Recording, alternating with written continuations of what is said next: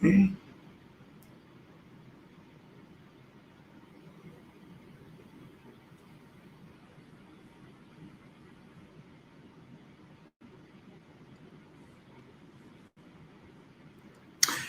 oh my gosh, I'm live. Oh my gosh. Hey guys, today is one of my favorite days of the week. It is Q&A day. And here, if you are unfamiliar, we go live once a month. The first Wednesday of every month, we go live and we answer all of your questions about starting and growing your very own niche recruitment and staffing business. So first of all, I just want to welcome each and every one of you for being here. Okay, so my normal staffingpreneurs know this is how we do. Once or twice a year, I try to go live on all platforms. So people who have been inquiring or interested and wondering, what is this all about? You get an opportunity to check that out and see. Just before we get started, I want to let you know that we are here live on Facebook, on LinkedIn, on YouTube, and on the Staffingpreneurs page on Instagram. So really excited to be here with each and every one of you. I will be looking at comments throughout the course of today. So this is really exciting. So with that being said, if you're not familiar, my name is Dee Williams, and I help individuals, mainly professionals just like you, start, grow, and scale a business. And today we're focusing on starting and growing a niche recruitment and staffing business, your niche recruitment and staffing business. So let's get the party started. First, what's your name? Where are you chiming in from? And what is your niche? Hey, Christine from Connecticut. How are you today? So glad to have you here. We are on fire. Hey, everyone on Instagram chiming in. So glad that you guys are here as well. We've got Ryan chiming in. Hey, Ryan. Hey, Chandra. Where you at, Ryan? And Jolene, where you at, Chandra? Where y'all hanging out? Where y'all calling in from? LinkedIn is on fire today. Hey, Angie. Ryan and Jolene are in Franklin, Tennessee. Yes, that's what I'm talking about. We've got a LinkedIn user here from San Diego. Hey, I'm over in California right now. I'm in the urban area. So welcome, fellow Californian, if that's a word. Chandra says she is in legal staffing. I love that. Angela is in Buffalo, New York. We got Chelsea in Melbourne, Florida. We've got, where we go? Ryan said their niche is helping people break free from the rat race. That is not a niche, Ryan. We've got to dig into that today. Rosemary from Chicago is in the house. AJ from Atlanta. What's up, AJ? How are you? We've got Cheryl from Grayson, Atlanta. Oh my gosh. I mean, you guys, Barbara from Baltimore. I'm from Baltimore. So hello, Barbara from the B More in the house. I mean, we got Carmilla from Charlotte, Indianapolis, and y'all are all over. Coral Springs from Jen, Tawana from Central Florida. Y'all are on fire today. And you know what? Like I said earlier, this is one of my favorite days of the week. I love being able to dive into my staffingpreneurs. It is one of my favorite things in the world to do. Y'all keep it coming. I want to know where you're chiming in from. Okay, so in our typical fashion with our calls, one of the things that we do is we start out with some information that's going on in the industry. So I want to get you guys familiar with what's happening in the industry. Then we dive into successes. So if any of my staffingpreneurs want to chime in and talk about some of the successes that they've experienced, I greatly welcome that. I also have some people that I want to shout out to that have done some amazing things in my group coaching programs recently. Oh my gosh, I have to tell y'all about this. You are not ready. Okay. Then we will dive into your questions, and then we'll let the world breathe a little bit, because y'all know this fire I have over here is so hot. Ooh, right? You know, you can't contain this fire. Monique from NYC, Fabola in Maryland, Daniel in Phoenix, Andrea from Oklahoma, T Cross from Michigan. Hey, Miss Cross, how are you doing? Rodriguez says Rodriguez, you want to You want to connect with me? Oh, that's so beautiful. I love that. Where are my YouTubers today? What's going on with all of my YouTubers? I'm going to have to go in and find you all because I'm used to YouTube just being on fire. Okay. So let me go into my YouTube channel. Okay. So, Tanisha, so glad you're here from the ATL in the house. I love it. Okay, so one of the things that I want to talk about that's going on in the news, if you are on my email list, and you can join my email list by going to staffingpreneursacademy.com, or you can go to a recruitmentstore.com so you can get emails on a consistent basis. But if you're a part of my email, you'll know that I have been talking about Staffing Hub's 2020 State of the Staffing Industry Growth. And y'all know I love anything state of staffing because it lets us know exactly where we are and what's happening. And I have been preaching for the last 5 to 10 years how aggressively that staffing is going to change, like how it rapidly, basically due to technology and due to the fact that the mental mindset of human beings have elevated. And I know people don't want to acknowledge that, but you can see that right now in light of all the protests and different things that are going on. Okay. Hashtag Black Lives Matter. All right. For real.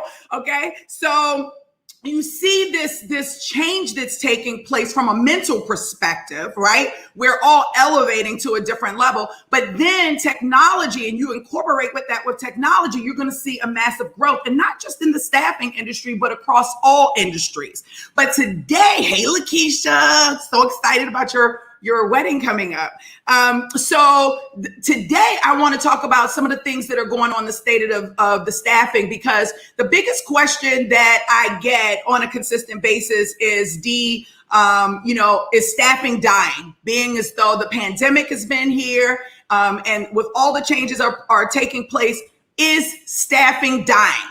So, I have my own opinion about this, and I'll tell you my own opinion in a second. But 2020 State of Staffing Industry Growth, which was done by Staffing Hub, they interviewed or surveyed 2,000 staffing professionals, with over 70% being respondents. They were owners, management, or C-level employees. Okay, so the biggest feedback they got was naturally from the IT industry, but they dug into industrial, professional management, office of clerical administrative, engineering, healthcare, all categories, that's clinical and non, other sales, commercial, travel nursing, corporate HR, RPO, scientific, per diem, and locum tenens. So they went all the way across the board. So you have a really good idea of understanding, like, okay, this is definitely not just in one area. This is in, all core areas, and in space and time, right? So that's where I want you to know where we're coming in from. Okay. So I want you to know where it's starting at. All right. So the first thing they asked, and let me just mention that 60% of the people who took the survey were making up to 25 million in revenue.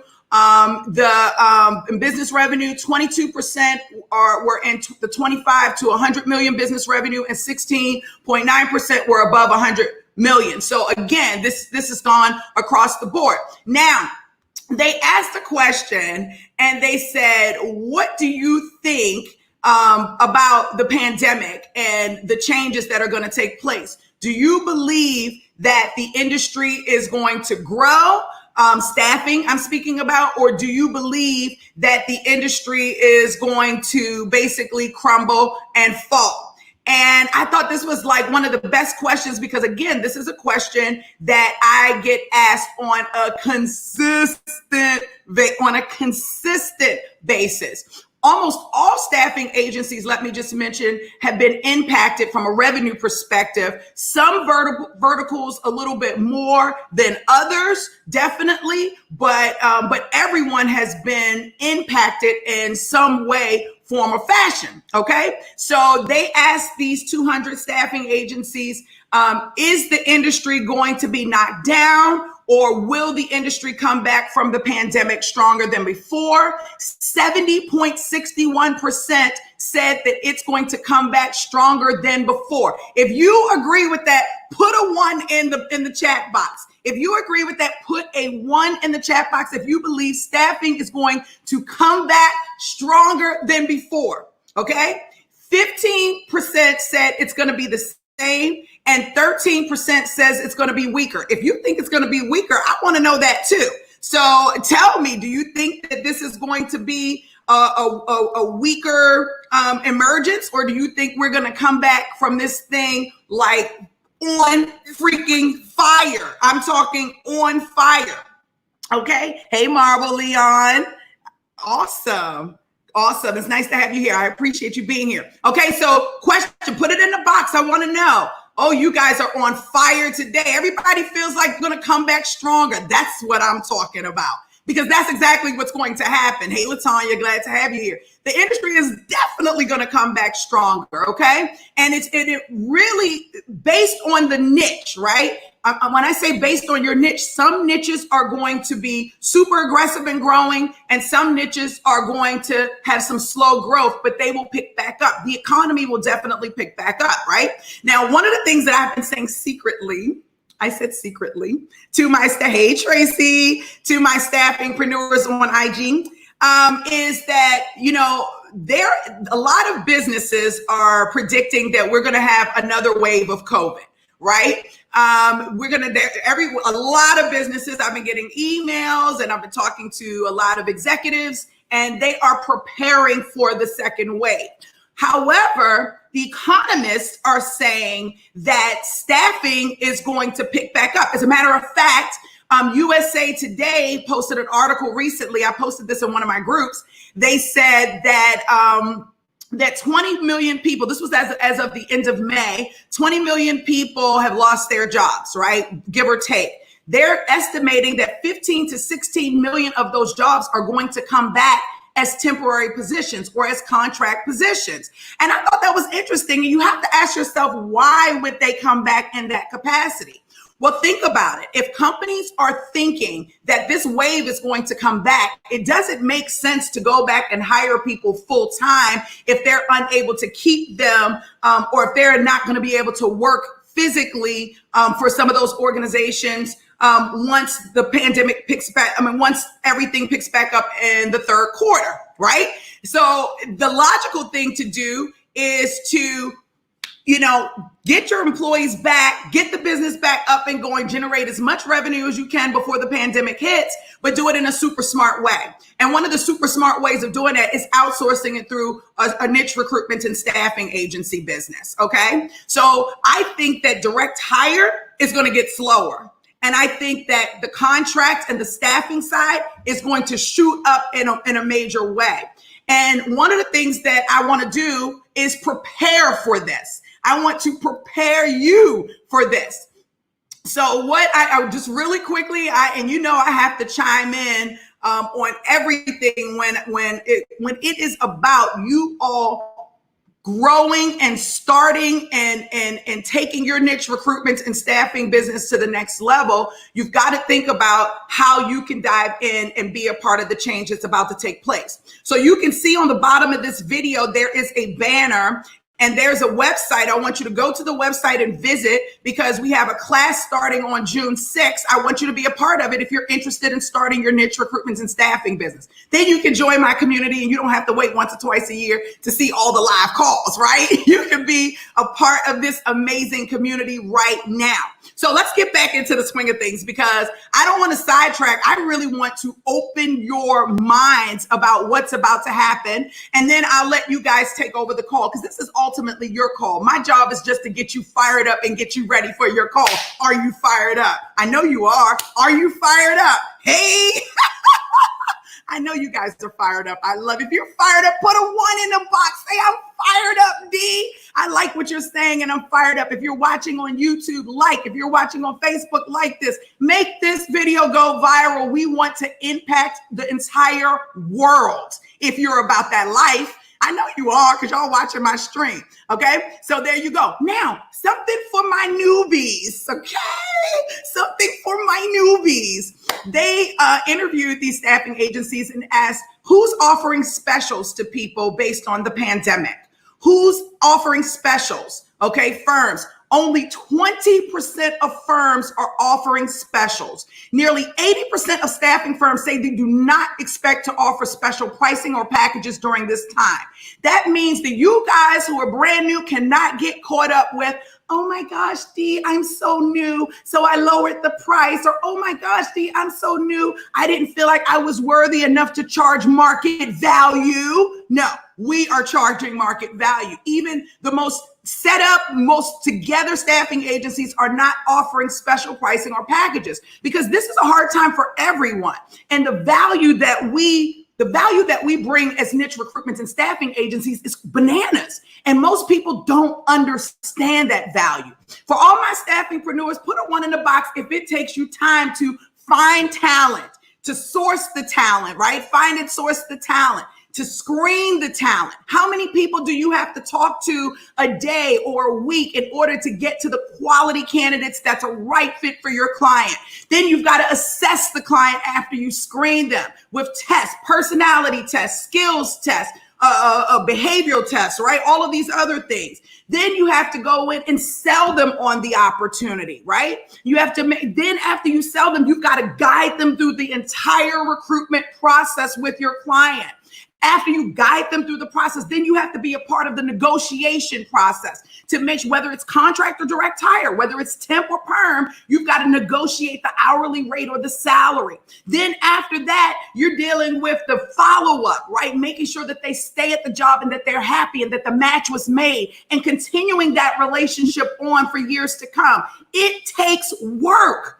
So the little small percentage that we charge as staffing agencies, companies don't understand.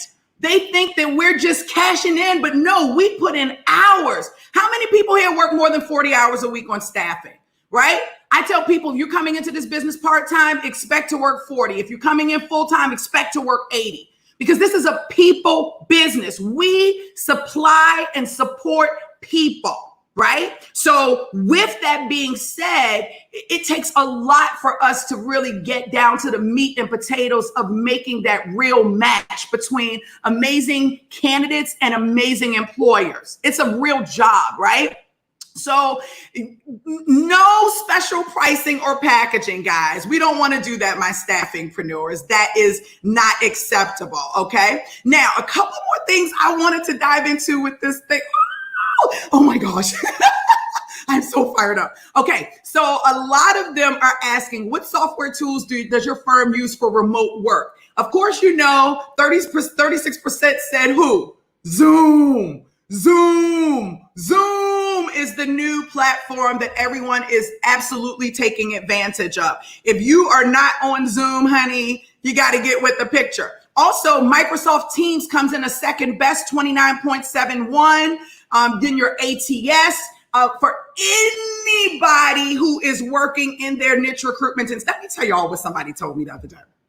Y'all are never going to believe this.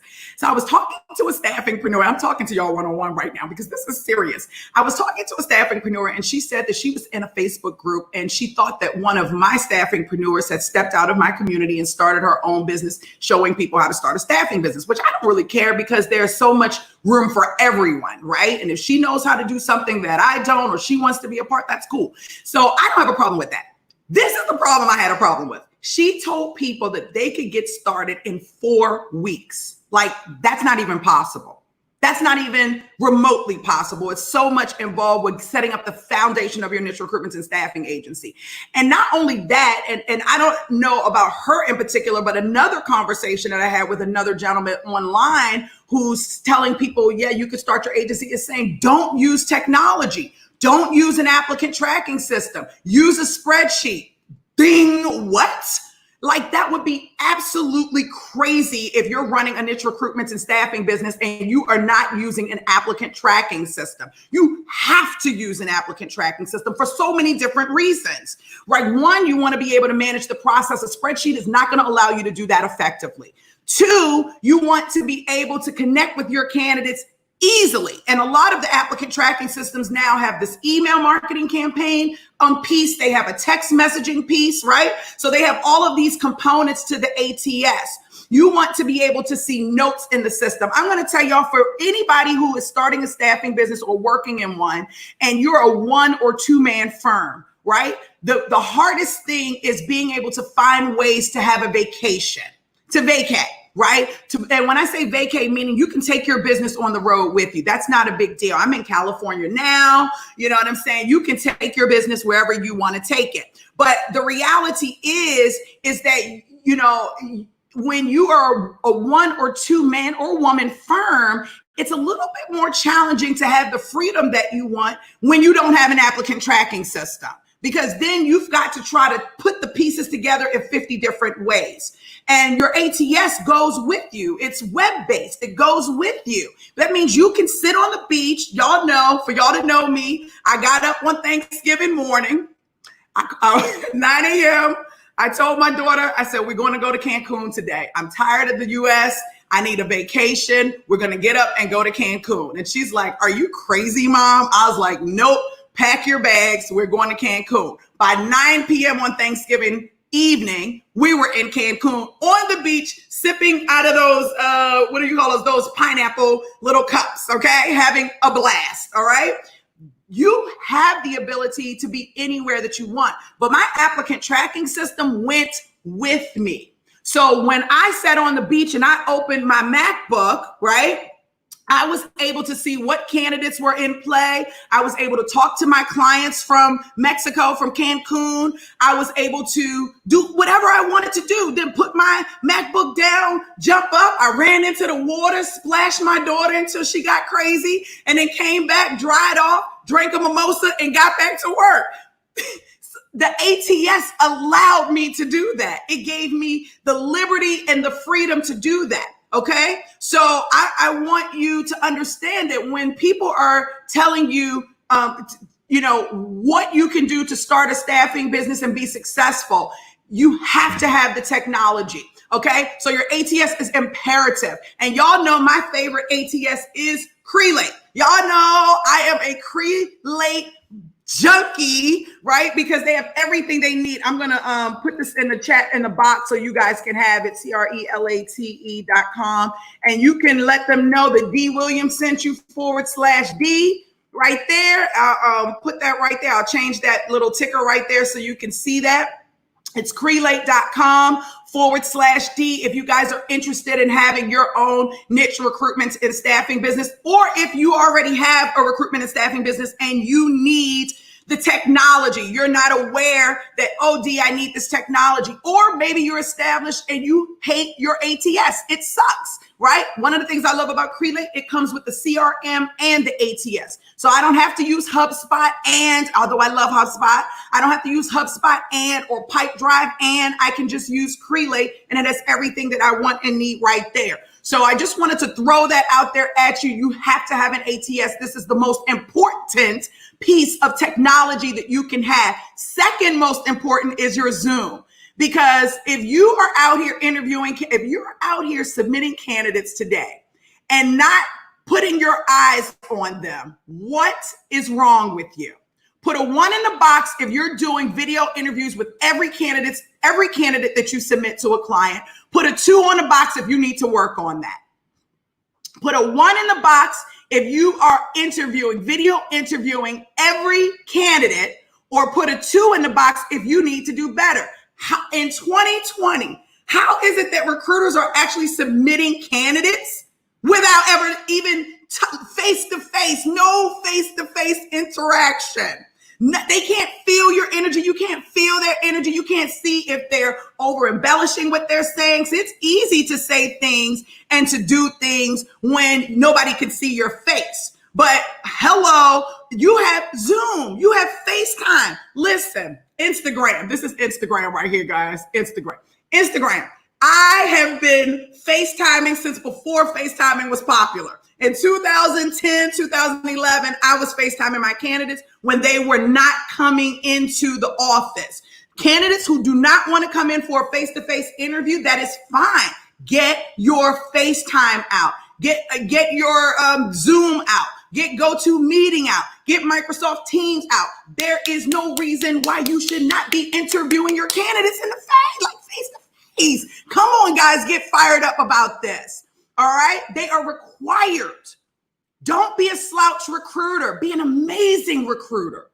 Show people who recruiters really are. That's why I actually started training, because I felt like some of the companies that I worked with and worked for, they were here. They were all about the dollar, and they forgot why they originally started that business, which was to impact people, which was to connect people, right? This is something you do from your heart. Staffing to me is a business that you run from your heart. Yes, money is important, and we want to get into that, and we're going to dive into that, of course. But staffing is a business that you build from your heart. You grow from your heart. Imperative. Lewis said, we only do phone and interviews and only perm placement. We use Bullhorn. I hope it gets busier. We have been about 75% slower this time last year. It will definitely get busier. And I want to talk to, if y'all give me the time, this is your call, but I would love to talk to you all about some of the things you can do while the pandemic is going on to increase your activity in your relationships with your clients and your candidates. Okay. Someone says, if I can't FaceTime or meet in person, I won't put my name in or invest in them. Hey, that's how it would be, right? I said how it would be. My mom's going to kill me. Bullhorn is expensive. Now listen, I love Bullhorn. Bullhorn is like, it's been around forever. Shout out to Bullhorn. I absolutely love you. It's so funny. They gave me a call after I did that video, top five applicant tracking systems. They was like, why weren't we number one, D? I thought that was crazy. I love Bullhorn. Bullhorn is definitely a leader in the industry. So I have nothing negative to say about Bullhorn at this moment. But what I will say is that Crelate, for me and my students, my staffingpreneurs, is the ATS that we utilize. I love the user interface. I love the fact that I can text right from within. I love the fact that it integrates with Chrome plugins like Swordfish, which is one of our partners. It integrates with Career Builder, which is also one of our partners. They're always listening to their customers to enhance the growth of their platform. And I love that. It's nothing worse than being on a platform and then when you give them feedback, they're like, oh, we're not interested. No, Crelate is actually listening and saying, how do we make this better? How do we support our staffingpreneurs, and not just our staffingpreneurs, but the staffing agencies that we support? And the other thing that I love about them so much is the security. Like, they take their security so freaking seriously. It's crazy. And I think in this day and time where you have eyeballs on the recruitment and staffing agency around data, right? We've never had as many eyeballs as we have on us right now. Over the years, we've been, HR and recruitment has been managing people's private data for since 1960s, and we've never had an issue. And now, because hacking has become a thing, you know, we're being looked at even closely. You want an applicant tracking system that's going to take your candidate and client information seriously from a security perspective. And I get lots and lots and lots of, I have lots of conversations with Crelate about security. So I love that about them. I can go on about them. I'm not going to go on about them. I love them. They're going to probably call me and be like, D, but I'm not going to do that. But I will tell you that when it comes to applicant tracking system, that is definitely my number one choice. Still to this day, I love Crelate. Okay. And I'm going to just open this up just for a second. I'm going to read some of the comments here, but this is almost time for you guys to get in and start asking questions. So I actually want you to call in if you have a question so everybody can hear live. But wait until I give you the number. Don't press this number just yet, because I'm going to open the line for you guys to call in if you have any questions. I want to be able to hear it. Okay. So on Instagram, the phone number is 866-432-8801. When you dial in, press the number 3 so that you can get straight to me. Okay. But don't call in yet, because I want to I want to close out my informational session, and then I want to start with the success stories. But get your questions ready because we will be taking them. Okay. Someone asked Melinda. Hey, Melinda. So glad you're here. She says, do you feel the staffing industry will be stronger than ever after pandemic? Oh, yeah, we just talked about that. 70% of people that took a survey stated it's going to come back stronger than ever. It's definitely going to come back stronger than ever. And as we're diving into the success stories segment, we're at 9:30 Pacific, 12:30 Eastern. We're diving into our success segment. Let me tell you a little bit about some of the industries that are absolutely killing it during the pandemic. All right. First of all, you all know the number one industry that's killing it is healthcare. You do know that, right? All my healthcare people, I want you to say healthcare in the chat box. Type in the chat box. Healthcare, whether you're clinical or whether you're non-clinical, shout out your niche. Let me know if you're in healthcare, what's your niche? Put it in the chat box. Let's get fired up. Let's get fired up. Let's get fired up. Let's get fired up. Come on now. Where's that fire you guys bring to the table? Yes. Tell me what is happening with your niche. Who's in this healthcare niche and what positions are you filling specifically? Who RNs and LPNs? Let's get fired up. Let's get fired up. I love it. I love it. Nurse practitioners. I love it. Oh, yes, healthcare is, you guys are so fun. Okay, I can't. Okay. Let me just pat myself down. This healthcare, y'all got me fired up over here, okay? Healthcare is killing it. Okay, so let's talk about it. One of my favorite staffingpreneurs in the world. I don't know if she is on this call right now. I can't see everybody that's on this call. I'm hoping she is. Let me go over here and see. Oh my goodness. One of my favorite staffingpreneurs on the planet. Her name is Tiffany Jennings. Where is my Tiffany? Tiffany landed one of the biggest contracts that she's had so far. I am so excited. Oh my gosh. When she came out and she told me about this, I was like, whoa. So Tiffany has been with Staffingpreneurs Academy since, I want to say 2015, 2016. And she is like a master with the VMS. And I have been coaching her, get your own clients. Because the VMS is great in healthcare, but what's better is having your own clients, okay?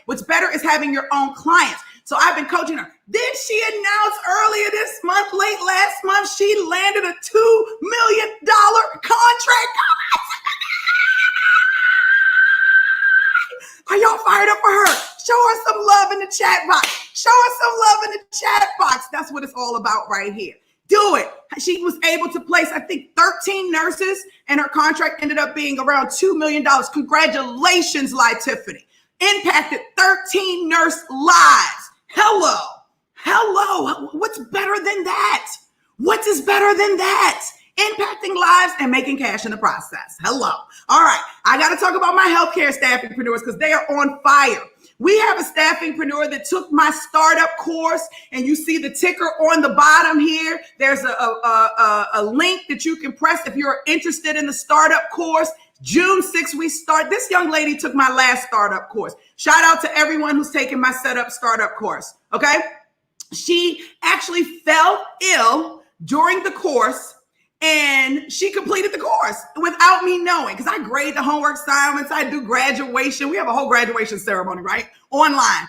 And so I talked to her and I'm like, what's going on? Like, why are you saying you're in this space? She was like, oh, D, I was on my sick bed and I wasn't able to keep up with the class. I just put your videos in my ear through the whole course, and I listened to them every day over and over again, repeatedly. And when I came out, I landed my first contract. And as of now, she has placed 7 direct hire placements during the pandemic. Go, Megan! Yes! Who said direct hire is not on fire right now during the pandemic? Go, Megan. Y'all give Megan some love in the chat box. She is rocking it out. We love you, Megan. Do it. All right. I've got another staffingpreneur in the healthcare sector. Y'all not ready for this. I'm trying to tell you, my staffingpreneurs are on fire. They are on fire in that healthcare sector. Wow. Y'all know I have a hard time trying to keep my energy. I'm trying to contain my energy. I did meditate this morning. It was like, Lord, please help me contain this fire so that everybody doesn't see just how fired up I get. But y'all know it's just overflowing. I absolutely love seeing people succeed. I love seeing people succeed, especially when they come to me and they have this thought like, I don't know if I can do it, or I believe I can do it, but I've never done it before. And then you've got all of these placements. You're impacting all of these. Okay, I'll tell you, I just get fired up. All right, here we go. We have another staffingpreneur. This staffingpreneur is so special to me. She has been with me for, I would say 3 or 4 years now, kind of in and out of the community. She's a nurse, an amazing nurse, doing her thing. And she decided, I'm going to go back into the staffing thing and I'm going to take your setup course again, Dee. So she went in and took the setup course. And then she got out of the setup course and it took her about 2 or 3 months to kind of get revved up. Like, okay, how do I do this? We went through all types of training. And the biggest training that we went through was going from employee to entrepreneurship training. That was the big turning point for her, right? Is transitioning. She could do the job of staffing, but how does she get out of waiting for someone to tell her what to do versus being a boss, being her own entrepreneur and her doing it the way she wants, being a boss. So she finally gets in, she's in the group, she's connecting with the other staffingpreneurs. In this particular group, I got a lot of nurses, like right now, my community is really more nurses and cybersecurity people than anything. But so nurses, right? So she gets in and she's telling me, Dee, I think I got my first contract. I'm screaming, you got your contract. I'm screaming. Then she's like, Dee, I got one person on billing. One person on billing. Then I talked to her. She's like, I'm at $20,000 a week. It's been my second week of billing. In the last 6 weeks, I'm billing $20,000 a week, D, and I've got 7 people out on contract. Go, Latasha. Go, Latasha. Go, Latasha. I had to say that 3 times. Go, Latasha. Y'all give Latasha some love. And let me just tell y'all this. Her mama. Yes, I talk to people's moms. Her mom called me before she made her, first contract or whatever. And she's like, I need you to help my daughter. I want you to help her get it right. Dee, I just love what you're doing. You're giving her that entrepreneur energy that she needs. And so after she told me she made this, I was like, I better hear from your mama. I was like, your mama better call me and say, Dee, hello, right? Hey, Mom, if you're watching. Her mom is amazing out in San Francisco in the Oakland area. Shout out to Oakland and San Fran. I love it there. All right. Okay, we got 2 more success stories in the healthcare space.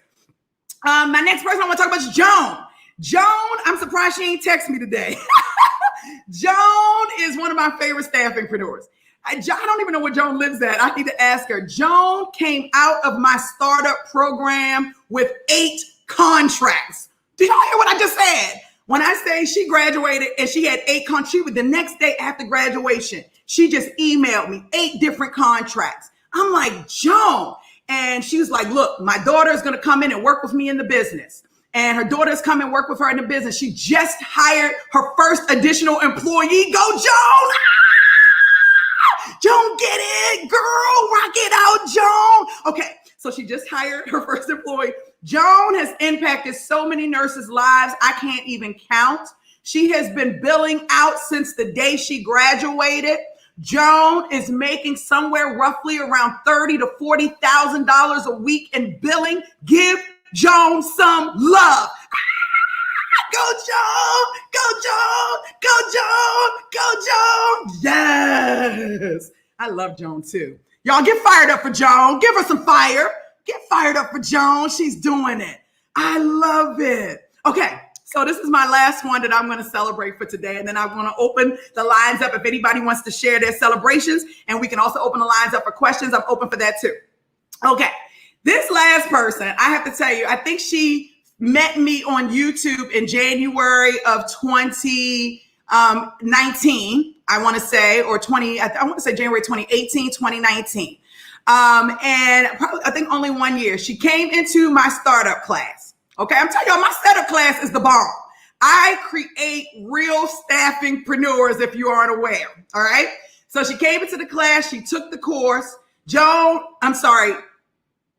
Hold on. My excitement is just overflowing. We're talking about Nicole here. We're talking about Nicole. Let's give her the floor right now. We're talking about Nicole. Nicole came into this class working 2 jobs, okay? 1 full-time and 1 part-time. And she was literally killing herself at work. And I just remember having conversations with her. She was one of those students in my class that not only took all of the information that was in the class, but she would go to a recruitmentstore.com and buy more material. And just like, oh my God, D, you put everything right here for me. This is what she would say, right? I'm like, yeah, thinking, because everybody comes in and says, I'm going to be your next success story. But of course, only the winners actually do. So I'm like, okay. So then next thing you know, Joan, every week Nicole, this is my Nicole. She actually, her first experience was a negative experience. She actually had a very bad experience with the first contract that she had gotten signed. So she did a couple of things. She really had a low rate in negotiation. Her and the employer did not mesh very well. And for the average person, they would have given up. But Nicole was like, nope, I'm not giving up. She stayed in it. She stayed on the group coaching calls. And then she landed her first contract. And I'm going to tell you guys, Nicole graduated, I want to say either in September or December of 2019. I think she graduated around the same time that LaTasha graduated, maybe around when Joan graduated. And Nicole is literally, she went from doing 0 to 2K a week in billing. Okay. She went from 0 to 2K a week in billing.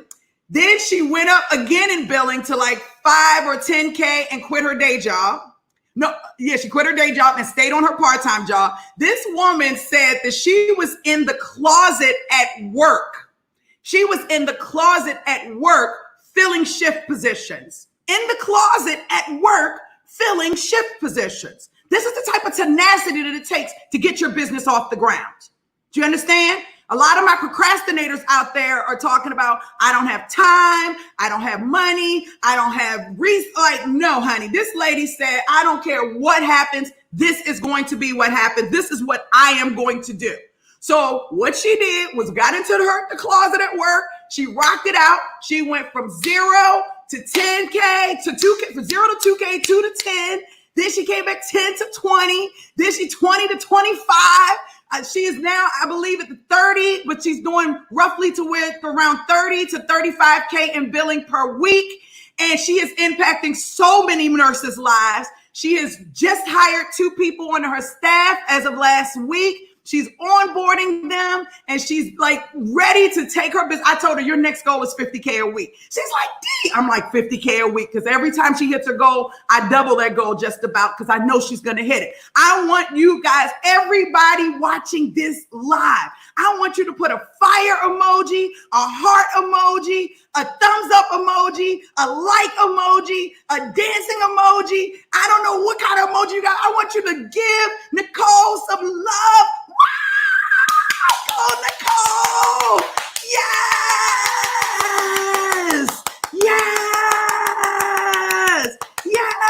That's what I'm talking. That's what this is about. It's about impacting lives. Are you guys fired up?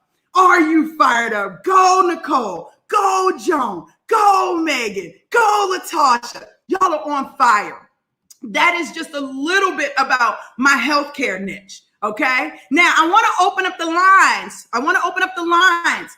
Do you have a success story that you want to share that you've experienced throughout the last month? This is for my current staffingpreneurs. This is for anybody chiming in and watching from afar. If there's any success stories that you want to share, the opportunity is now here. Also, the lines are officially open. 866-432-8801. Got my phone here. You can press the number 3 as soon as you hear my voice, and we will literally answer your questions. Now, While we're doing that, we had some really cool questions on LinkedIn. We had some questions on YouTube. And I think we have some questions from some of my staffingpreneurs in the group. Staffingpreneurs, naturally, this is your call. Just because I'm live and fired up with the people don't mean y'all can't get your questions in, okay? Let's get your questions in on IG. If you have questions, let us know. We are here. Tracy says she's starting out. She wants to do coders, NP, and nurses. Pick one, Tracy.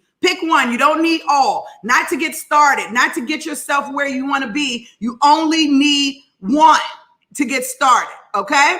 Let me just see. More the classes you offer. Is there a good number? Yes, we offer classes. You can visit the link that's scrolling at the bottom of the video, and you can learn more about the classes. All right. Latanya said, I love it. I'm starting a similar tradition after I get stabilized. I'm exhausted already. No discounts. Glad you said it. Yes, we're not doing no discounts. Tiffany, congratulations. She's got a contract with Northrop Grumman. Wow! Go, Tiffany. Y'all give Tiffany some love. Yes, do it, girl. Do it.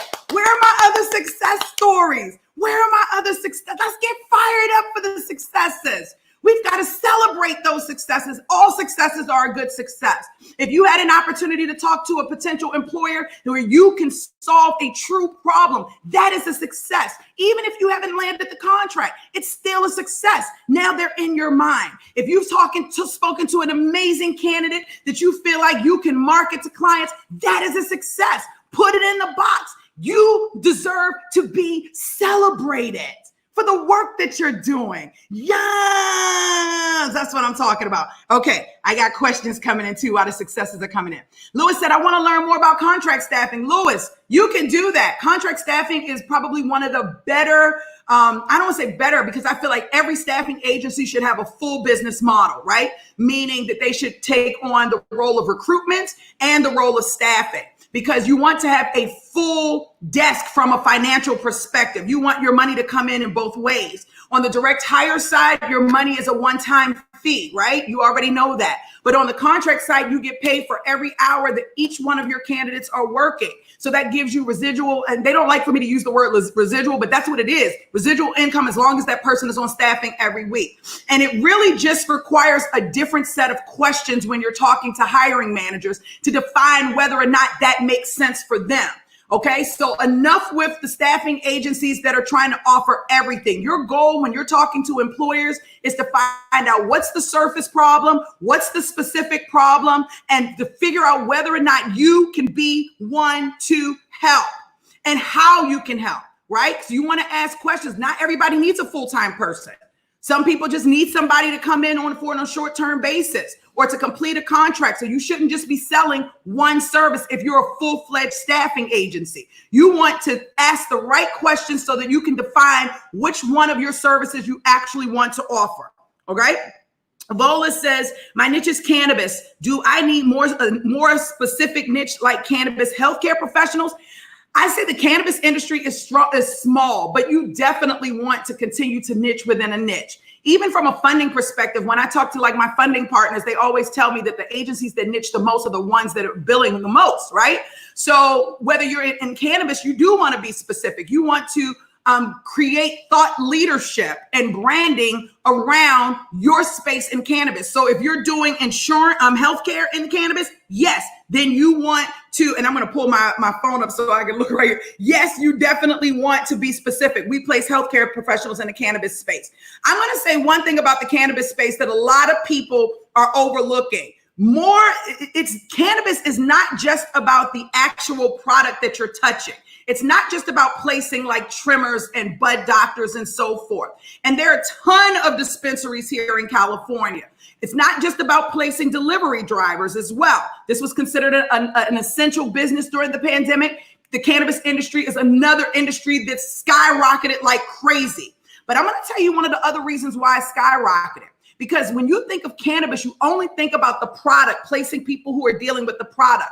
But nobody is talking about all the people that are supporting the cannabis industry from an ancillary perspective. There are ancillary businesses that are supporting the cannabis space. Your web developers, your product managers, your product, who develop the product packaging for the product to go in there. You have sales professionals in the cannabis space. That is probably one of the biggest roles that people are looking to fill in the cannabis space, outside of bud tenders and trimmers, right? So there are ancillary accountants in the cannabis space, attorneys in the cannabis space, right? There are so many different roles that you can think about. Every role pretty much that you have out here, but for the cannabis industry. You want to think from that perspective as well. It's not just about the product that in the cannabis side that you are that you can focus on. So that's super duper important for anyone who's thinking about going into the cannabis industry for staffing. All right. Lewis said 8 years perm placement only. I feel like it's time to change. Lewis, it is definitely time to level up. Hashtag level up. Put hashtag level up in the chat box if you believe that this is your year to level up. If you feel like this is your year to level up, hashtag level up. Oh my gosh, hashtag level up, hashtag level up, hashtag level up. Wow. All right, man, I know I'm driving my neighbors crazy right now. I can't help myself. This is just too amazing for me. Sachin says, will there be a demand for cybersecurity professionals, temp or perm? There is definitely a demand now, and there will continue to be a demand. I see there are roles on the contract and the direct hire side on cybersecurity, but you find more companies wanting to bring someone on in the cybersecurity space more full-time because you're dealing with security, right? And if it's contract, then, you're going to probably deal with a heavy background check, sometimes even a credit check, depending on the type of organization you're supporting. So, for example, if you're going to be, companies like credit card payment processing companies like Elavon, TSYS, Incom, global payments, companies like that are dealing with financial data. You have your Wells Fargo's, your Bank of America's. If they're hiring someone in the cybersecurity space that's contract, then trust and believe there's going to be a background check and potentially even a credit check. The same with Equifax and TransUnion and different companies like that.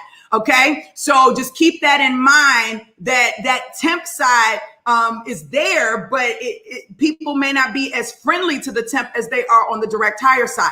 I also want to tell you guys, if you're thinking about cybersecurity and you're wondering whether or not this is an industry or niche that you should dive into, do me one quick favor. Go to Google and type in cybersecurity, type in hack or data breach, and then click the news tab. And you will see in the last week how many companies have been freaking hacked. That is an opportunity for you as a niche recruitment and staffing agency that focuses solely on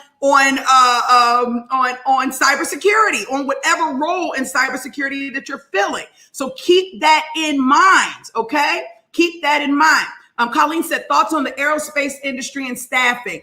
Ooh, Colleen, I haven't staffed in aerospace in about 10 years. What I will say is this: if your aerospace is typically on the government side of things that I know of, right? Typically, they have commercial businesses that are supporting the government. But when you're thinking of aerospace, you're typically thinking of the government. And all I can say is when the government is up, business is booming. When the government is down, you better wait. Right? So just know right now the government is still alive. So aerospace will always be there. However, recently I did see in the news that some of the larger aerospace companies and I don't know which one in particular, I don't want to falsify information, but it was either like one of the Northrams or Lockheed's or whatever, they were doing layoffs, massive layoffs. So keep that in mind. But if you ask Elon Musk, he just sent a human to space from what I read the other day. So clearly something is going on over there in the aerospace area. So I would say this is the time right now to get in and to start having conversations with companies to find out what type of problems they're actually having. And, I always talk about this. A lot of staffingpreneurs really get into reaching out from a sales perspective. They reach out to companies and just say, do you use agencies, right? And I think that there's a time and place for a question like that. But the bigger question should be, once you understand what type of problems that they're really having, is having conversations about the problems that the companies are having, and to see if you have a candidate in your pipeline that can actually fill that problem. Then you are creating your job orders, and you're not necessarily doing sales calls. You're actually out there solving problems. And that's what this business model is about. All right. Thoughts on the engineering space. Engineering is up in some areas and down in some areas. So it really just depends on what area of engineering that you're speaking about, right? So you've got to go in, and I want you, and this is something I want everyone to do. I use, for example, one of our partners, one of our best partners is Career Builder. And Career Builder has this function. And if you guys are interested in a Career Builder account through Staffingpreneurs Academy, please reach out and let me know, because I definitely want to support you with this. But they have this new function, and it's called supply and demand. And it allows you to put in a position title and or industry to see what's the supply for this role and what's the demand for the role. And I'll do a live video in a couple of weeks, probably a live webinar to kind of show how some of the industries are functioning during the pandemic, so that we can get right into the nitty gritty and the detail. I will tell you, healthcare, IT, cannabis are really booming. I'll tell you that some sectors of retail is booming. Some sectors of the transportation industry, especially where we're talking about like delivery drivers and different things like that, booming. Any company that's manufacturing products that are specific to the pandemic are booming. And so there you go. Now, somebody asked about teaching, education. What are my thoughts on teaching versus healthcare? I can't decide which one. I'm a teacher, so I have more experience with that, but I originally started my agency as a healthcare. What do you recommend? What I will say right now is, just like the world is changing, education is changing drastically. And as you guys can see, when this pandemic took place, all school systems did what? They ended up going on to an online model. I was in San Francisco a couple of months ago, and I went to a startup event, and the whole event was around, it was like 100 people who came up to pitch their edutech products for the education industry. It was absolutely phenomenal. And I'll tell you that education, as long as we need teachers, you always need staffing agencies in that space. For substitute teachers, for office personnel, for district personnel, you always need a staffing agency. I will tell you that Kelly Staffing has really taken the ball on the education market. Kelly has been around for many, many, many years, and it's a company I absolutely love and adore. But as a chief staffingpreneur, I'm here to tell you, if you're looking to get into the industry space, there is always room for a newbie to come in the door. Kelly is a large staffing agency, which means they don't have a specific niche per se, although they do have a niche teacher division. You, as a small staffingpreneur, bring a totally different value than a large company like Kelly or Ronstadt, right? And I love all of them. I've worked with all of them. But you bring a different type of energy to businesses. You have a stronger knowledge of the market, and we teach you that in the startup class, and we show you where to add that into your Crelate ATS as well, right? So you have the ability to tap into your market from a different perspective. You have an ability to really connect with your candidates and your clients from a different perspective. So if you are trying to get into that space, go after it, do it. And don't only look at public schools, K through 12. You also have charter schools, right? You have private schools. You also have higher ed, and then you have edutech. So you have got a lot to go after. What I don't want is people going after the healthcare niche because it's profitable, because the healthcare niche is the hardest niche to staff for. Don't get that twisted. My people, my staffingpreneurs are making a ton of money and they're doing great, but it is the hardest niche to staff for. If you do not have a network of healthcare professionals, you should not be opening up a healthcare staffing agency.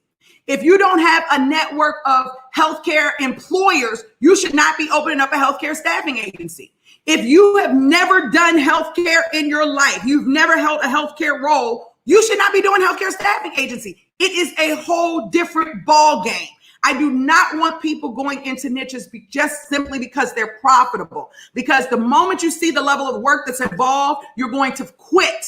And I don't allow quitters in my community. Okay? So don't choose something based on it being profitable. Choose something you're going to be passionate about. Choose something you have a network in. Choose where you can go and pick up the phone and call, hey, Dana, this is Dee. I just started my staffing business and I want to know if you can assist me. I would love to be able to work with your organization. Can we set up a meeting and talk about some of the challenges that you're having within your such and such division? These are people that you know. It's easier to grow your business when you have a network than when you don't. So you want to be mindful of that. Okay. A lot of people don't want to be mindful of that, but you want to be mindful of that. That was Safia.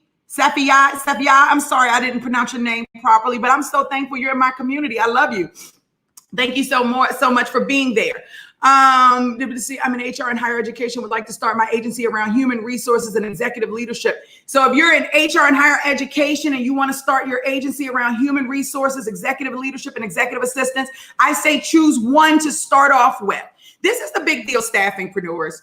I know that it looks really enticing when you guys see Ronstadt and Manpower and all of these large companies servicing all of these industries, right? We know that Janice Bryant Howard, right? She also she started her staffing agency. I'm sorry, 1 second. My IG went out. I'm going to put it back in. She started her staffing agency focusing on one area, which were assistants, with a little bit of cash in her pocket. And now she has Act One, Apple One, and she's grown and she's servicing millions of different niches. You are one person, one or two people. You are by yourself. Many of you don't even have a staff. Why in the world are you trying to start a niche recruitment and staffing business and you don't have a full staff and you're trying to do like a million niches? You do not want to do a million niches. It is okay to start off with one niche just to get yourself acclimated with the industry, with the business. Get yourself acclimated, get some wins, generate some revenue, create thought leadership in one specific niche space. And I guarantee you organically, your business is going to grow. When your customers see that you are passionate about that one area, where you have a strong network in that one area, where they see that you can constantly fill their needs with quality talent over and over and over again, they're going to organically say to you, hey, can you fill my assistant position? Can you fill this role? Can you fill this role? Can you fill this role? But you do not have to walk out the door opening your agency, filling all these different roles. You don't need to do that. Not only that, it's going to be very challenging for you to kind of manage all of these different industries because people, executive assistants, companies who need executive assistants, that's a specific problem. Companies who need executive leadership, that's a specific problem. Companies who need HR, that's a specific problem. And then when you start thinking about the marketing that's entailed, the marketing that's involved with having different conversations, you're going to have 16 lead magnets out there. You're going to need all of these different, that's right, Latonya, why are you doing this to yourself? Why are you hurting yourself? I know each and every one of you got a nice big S on your chest. And I know that you all are capable of doing it. Great recruiters can handle 15 to 30 job orders, but it makes more sense to handle 15 to 30 job orders that are similar than 15 to 30 job orders that are completely different. Because if you have 15 to 30 job orders that are similar, then you can all your candidates that are coming in, first of all, you can utilize them to help them grow your business, right? So if all your candidates are in the same niche, every time a position opens, you can send that email out and that email says, hey, got a new job open. Do you know someone who might have an interest? Now they are now sending it out to their network and now they're working on your behalf. And so instead of you being one staffingpreneur, you're one staffingpreneur who's connected with a network of other people within your niche space who is now talking to everyone that they know in that niche space. And now you've just organically grown your network and your business. And so that's one piece, so period. Now, the next piece is You can place those candidates. If one client doesn't like that candidate and this candidate might be a fit for this role, you can do it there as well. This candidate is not a bad, you can put them there. You can recycle throughout your job orders if it makes sense because you're talking to the same types of candidates. If you are healthcare, engineering, IT, transportation, now you've got a database with all of these different niches. You're going one person trying to figure out how to go back. It's just too freaking much. Stop it. Stop it. Stop it right now. That is not going to help you to become successful quickly. Okay? It's not. Pick a niche within a niche. Don't just say I cover all of IT. That's crazy. No, you cannot cover all of IT. What you do is you cover 2 to 3 positions that work together. I always say things like, if you're in the project management space, project coordinators, project analysts, business analysts, project managers, and program managers. They all work on the same team, right? If that's going to be your niche space, that's your niche space, right? If you have a software developer, you typically have a software developer, you have a QA person that's on the team. You have look at teams. Look at teams when you're thinking about your niche. Who's on the team? Because then you're able to fill one role or you're able to go in and fill a team. But y'all not ready for me. Y'all not ready for this type of strategy. This is high level strategy. And just so you know, each and every one of you should be strategizing in your business. Okay. Strategize. We got 25 minutes left. 25 minutes. Okay. All right. Now, next question. Sachin said, would you need to build and have a network of candidates, talent pool before pitching any clients? Of course. If you go into Walmart and they have no product, would you stay? I'm waiting. If you go into Macy's and there are no clothes, would you stay? If you go to the Mercedes dealership and there are no cars there, would you stay? Of course you want to build your network out first. Of course you want to build your network out for 2 reasons. One, you shouldn't be talking to a hiring manager unless you have candidates that you have already talked to and screened. Pipeline. Now, let me tell you, there's a difference. There's a difference between having candidates in your ATS and having pipeline candidates in your ATS. When you hear staffing agencies say, we've got 10 million resumes, that doesn't mean shit. I said it. It doesn't mean anything. If they haven't had conversations with those people, then they just have a database full of people. They don't really have active candidates or people who they can pick up the phone and call and say, yes, I can help you, or yes, I'm available. So you have to understand that your candidates are your capital. Let me hear you say it. Your candidates are your capital. Say it out loud to yourself. My candidates are my capital. They are.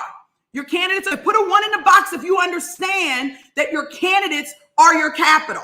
First, they're your capital, okay? And we can get into that in a little bit, but your candidates are your capital, okay? So that's number one. Y'all, I'm telling y'all, this is the best day of the month for me. I love answering these questions. You guys are so on fire. We got so many more questions. D, I'm so inspired. I sent my website and you said focus on lead generation. I need assistance and a deeper explanation. I'm not sure. Let me just see. I'm not sure who this is. I'm so sorry. And your website, I don't know who who is this? Tell me who this is that's telling me that you sent me your website. Are you my one-on-one client? If you're not, then you want to go to a recruitmentstore.com and purchase one-on-one time with me. My schedule is so crazy. You've got to purchase time with me if you want specific help, or you can join one of my coaching programs. Okay. Someone says, I just need to get clients, no luck yet, and I'm trying to niche IT, which is my background. That's not a niche. That's only your core niche. Within IT, what are you focusing on within IT? That's the question that I have for you. What are you focusing on within the IT niche? What are your specialty roles that you are filling? You need to have some focus.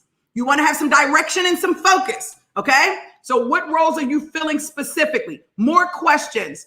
I know I'm missing questions. D, would you recommend Crelate as an ATS for the education niche? I was looking into Frontline and Power School because they have many components built in that all work together. I'm actually not familiar with Frontline and Power School. Crelate covers every niche. They're even adding on a piece for healthcare professionals as well for the onboarding on the back end and the e-signing. So I would say that for me, I love Crelate. If you found an ATS that is specific to your niche industry and it has a CRM and an ATS component, and it has the ability to connect with Zapier, and it has the ability to text, to send out text messages, I say go for it. It should also have some type of email marketing component. That is what I look for in an applicant tracking system. The other three things I look for is interface. Well, four things I look for is interface, pricing, how well support is, and how much they value security. So those are all the things that I look for in an amazing applicant tracking system. I don't need a million bells and whistles, which is one of the reasons I won't say that, but I don't need a lot of bells and whistles. I only need the key core things to help me become successful. Should I be paying for Zoom info? It's so expensive. Lewis, data is expensive. People say that Zoom info is great. I have used Zoom info and did not have a very good experience with the quality of the data. I use three companies for my data that I'll tell you. I use Contact Out, which is a Chrome plugin. I use Swordfish, which is a Chrome plugin. And Swordfish, as I stated before, integrates with Crelate. And I just started using one more software. It's called Seamless.ai. And they get all of their, I feel like Seamless.ai is the truth in real life. And I'm working on a partnership with them right now for my Staffingpreneurs specifically. Okay, so we can get some specific pricing with our Staffingpreneurs. But Seamless.ai has this artificial intelligence piece where it pulls data from everywhere and it's in real time. And I'm just getting started with them. I went through the demo. I've talked to their team. Maybe two of my clients told me about it and is using them. And I absolutely freaking love it. Yes, I'll say it again. Contact Out, CONTACT Out. Okay, is the first one. It's a Chrome plugin. You have Swordfish, SWORDFISH. And if you put in the coupon code SPA, you'll get a discount for being with Staffingpreneurs Academy. And then the other one is Seamless.ai, SEAMLESS.ai. Okay, those are the ones that I use. Ken said, D, you're on point and on fire today. Fire! Oh, sorry. Every recruiter needs to have a specialty niche. This is good stuff. No, for real. Every recruiter needs to have a specialty niche. If you love what I'm talking about, can you put some hearts in the box? If you're on my YouTube channel and you haven't subscribed, can you subscribe? Can you like my channel? If you're on LinkedIn and it's your first time hanging out with me, can you add me as a connection? I do follow back. I do accept connections. If you're on Facebook, you know I need them hearts, right? You know I need those hearts. So make that happen. I want to know. You guys do that, then I know that you enjoy having me here and I can literally support you more and more during these lives, okay? Thank you so much for all the love. And you guys, if you want to call in and ask questions, the number is 866-432-8801. Press the number 3 and your questions will be live. We've got about 17 minutes left on this call. Are you fired up? Wow! It is Wednesday. It's Wednesday. It's Wednesday. Staffingpreneurs. It's Wednesday. It's Wednesday. It's Wednesday. Oh, yeah. We got to get some dancing with that. Shamika says, I am a nurse looking to start a staffing agency. I began offering CPR training. Now I'd like to add PCA and CNA. I've done my LLC and EIN. Go, Shamika! Get it, girl. High five, high five, high five. Okay, now, Shamika, now listen, you have to come to my startup class on the 6th because you are not fully set up yet, honey bunny. You are only 3% set up with what you have so far. I want to get you fully set up, okay? So that when you do actually launch and go live and start talking to people, you know exactly what you need to say, exactly how to say it. You have all your contracts and forms ready. You have your marketing engine and your automations going on in the back end. You've got your technology in front of you. You know exactly what you want to do and how you want to do it. We've got a call coming in a second. Hold on. We're going to open the lines up in a second. Academy to accept this call. That's okay. Hold on, Tanya. We're gonna pull you in 1 second. So that's the first thing. The second thing that I want to say about you starting your staffing business is, oh man, my brain went frog. It went frog. I'm gonna have to come back to you, Shamika, but I'm really excited for you. I'm really excited for you starting your staffing business. We do very well. Nurses do very well in my community. I mean, super well in my community. So this is definitely a good space for you to be in. Okay. And don't give up. That's the other thing I want to say. If you're starting this business, healthcare staffing is not easy. Do not give up. Also, if you are, the other thing I wanted to say is every staffing company in the world in the next 5 to 10 years will be offering training. Mark my words. I'm always ahead of the curve. Okay. Staffing is evolving. It is changing. All right. A lot of you are on this LinkedIn platform right now. You see the emphasis that Microsoft and LinkedIn are putting into the training. I'm trying to tell you guys right now, listen to what I'm saying. Staffing agencies, every staffing agency in the world will be offering some type of training program and developing talent in the next 5 to 10 years. Y'all mark my word, mark this day. Okay, we've got a call. Hello, caller. What's your name? Where you're calling from? And what's your niche? Hi, Staffingpreneurs. This is Latanya Pouncey calling from New York City. Hope you're doing well. And my niche that I narrowed down for my coaching program is construction. Construction, I love it. Construction. Awesomeness. Construction is her niche. Yes, I've done a lot of work already, met with a lot of people, so I'm going to go with that. Awesome. My question for you is, you have mentioned in the past about, making sure that we delegate and expand. I'm looking to get a virtual assistant, and I would say if when I do this, what are some of the things that you think would be beneficial for this role to do? Okay, perfect. So first thing that's an excellent question, Latanya. Thank you so much for calling in with this question, because this is a question I do get a lot. So first of all, the one thing I want to say before you do anything is when you are looking to hire someone on your staff full-time, you want to have 3 times your candidate's salary in your bank account before you make that hire. And I want you to drill that in your head. You do not want to hire a full-time employee in your business internally unless you have 3 times the salary in the business. Okay? So there you have it. The second thing that I want to say to answer the question, I would say this.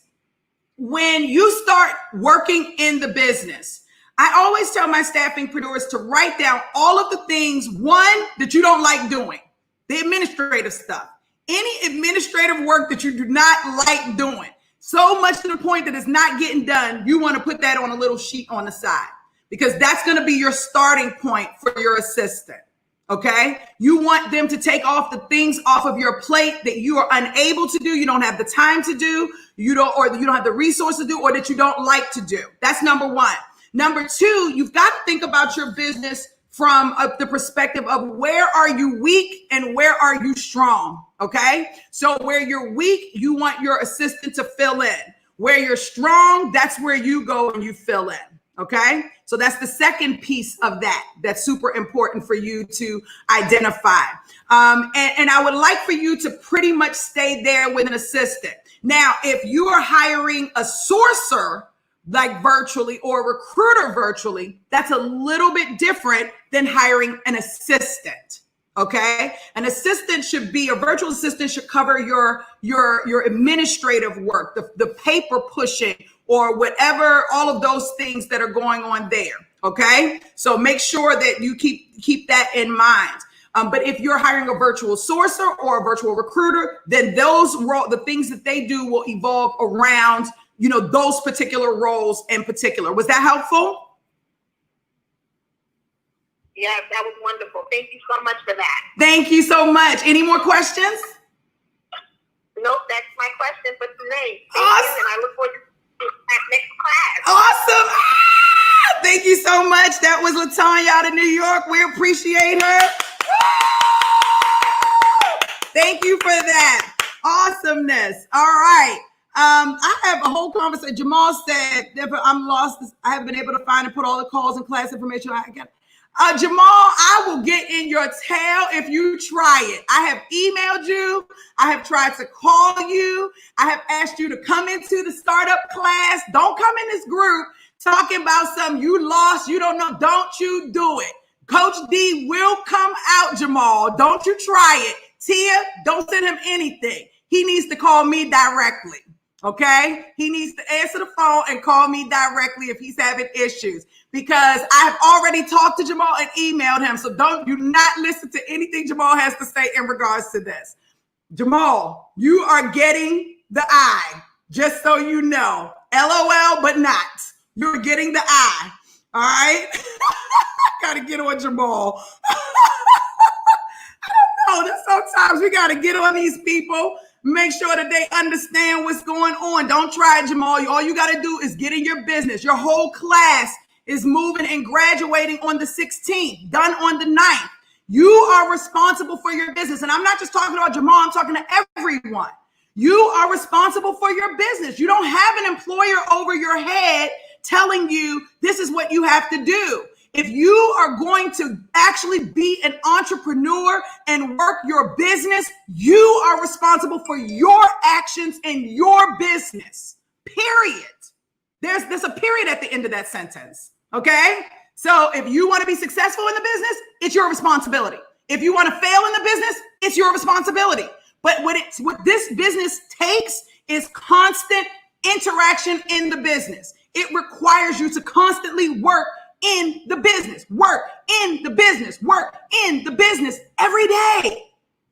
That's what it requires. Yes, they said Mama Coach has spoken. I have spoken. Y'all know me. Y'all know I'm going to keep it authentic and real all day, every day. Okay. So we had another questions. What about having a pipeline? Would you recommend having one before or starting? Like, should I start now taking applications and keep them on the back burner, or should I wait till after I launch? When you're pipelining, you're not taking applications. So let me make this very clear. There is a difference between pipelining and interviewing. Get your pen and paper out if you don't know this. Get your pen and paper out right now.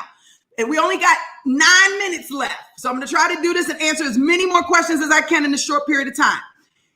There's a difference between pipelining and there's a difference between actually interviewing. You are only interviewing when you have a job order. If you have a signed contract and a job order, then you are interviewing candidates. But if you don't have a signed contract and a job order, or you're working with a company in particular and you've sat down and you've met with them and they said, I don't have anything right now that's open.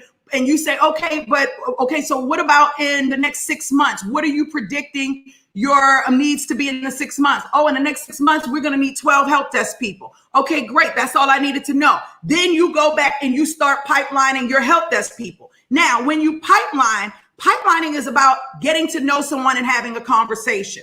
Now, let me tell y'all something.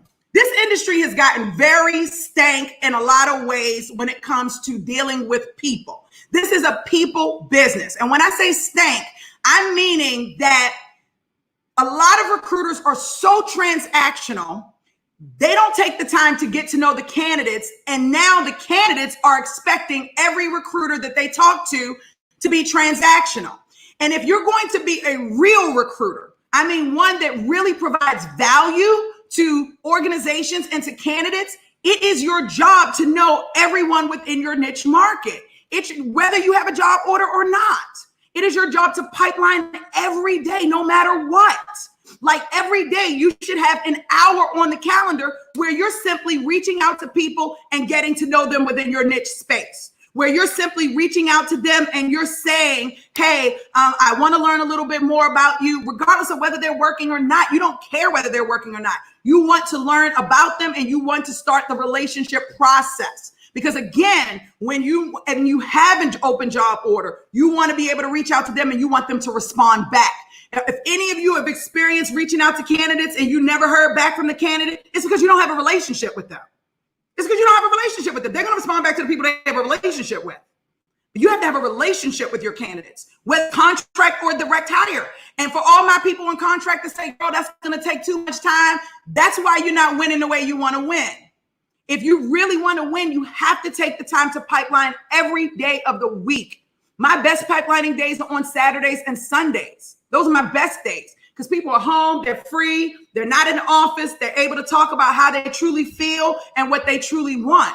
And understand, I'm not going to be able to fill every person at the position. I'm not going to be able to place every person that I talk to.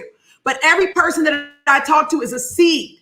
I'm planting a seed for more business, a seed for more quality candidates, a seed for, you're creating a seed of relationships. So when you're pipelining, the objective of pipelining is not to take applications and hold them in your ATS. That's not the objective. The objective of pipelining is to actually get on the phone and talk to a candidate or a potential applicant and say, hey, tell me a little bit more about you. What are your goals? What type of companies are you interested in working with? What is the ideal role for you? What type of challenges have you experienced and how did you overcome them? What type of successes have you had and how did you get there? And what was the outcome? It's about you actually asking questions so that you can do something that's really miraculous. How about make a real match? How about understanding your candidate pool? So when you're talking to your clients and they tell you what you want, you can go into Crelate and do a quick search and make a real match. Hello, that's what we do. So pipelining first, yes, but pipelining the right way, yes. And you don't wait until you launch.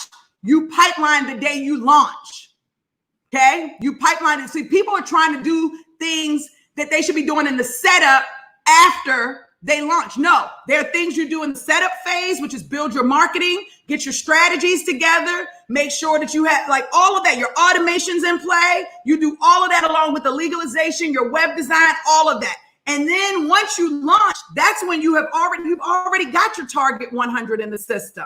You already know what candidate and client market you're going after. That way, when you do launch, you start focusing on 50 to 150 candidates that you start out with, and you're pipelining and getting to know and putting them on a constant rotation where you're following up with them on a consistent basis. Okay. And then once you hit that 50 to 150, then you get out there and you start calling clients. But if you go through my program, I show you how to utilize your candidates to get clients. Sometimes you never even have to go out there and do straight sales. Okay. So this is what I'm trying to tell you right now. Yes, your niche will be the same for contract, staffing, and direct hire. Definitely the same. Okay. If you're not familiar, please subscribe to my YouTube channel. Please like this post, this video, heart this video, share this video with someone. Tell them that you are having the time of your life on a Wednesday. I hope I am giving y'all life. Okay. I love that. All right. So I need to subscribe. This one I'm down. You get me ready to keep going. You have to keep going. You cannot give up. You cannot give up. D, I also have my LCI and I've ordered the recruitment manual, contracts, and infamous calculator. That's because you've got to get into the startup class. You've got to have step-by-step instruction on how you bring this thing to life. You can read all the material in the world that you want to read, but I'm telling you, when you take a class that shows you step-by-step, you'll see very, very quickly that's like, oh, okay, now I'm up and I'm ready to go. Now all I got to do is figure out how to start going to the next step. Your setup is the most important piece. I say this to people all the time. If you were granted a piece of land, just a piece of land, let's just imagine. Think about it. If you're granted a piece of land, would you land with no foundation, with no basement, with no floor, with no walls, with no ceilings, with no anything?